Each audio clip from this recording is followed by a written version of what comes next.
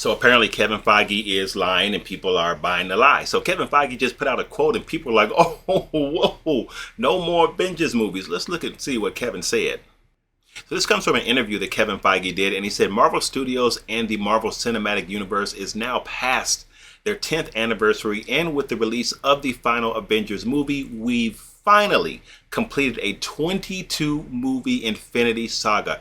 Right there, that's where people are having a problem. The final Avengers movies, and people are taking that to say that there will be no more Avengers films. Now, I gotta say that according to what I read, you can interpret that a whole bunch of different ways, but I will come out and just say that Kevin Feige, if he did mean that to say that there will be no more Avengers movies, he's lying, because there definitely will be more Avengers movies, and here's why I say that. Marvel needs a centralized group to move the MCU forward. You cannot move the MCU forward, at least not with the same power and scope that we have done with individual superhero movies. You need a linchpin group to move them forward, and I think that group has to be a group like the Avengers. It cannot be some of the other people that we're excited about seeing. Some people talking about the Illuminati, which I don't think we still really know we're going to get, even though there might be some indication that we might be getting the Illuminati based on the Multiverse of Madness trailer. Cannot be the Fantastic Four, Midnight Suns, all the different groups that people are excited about seeing in the MCU. It has to be a centralized group like the Avengers, and here's why.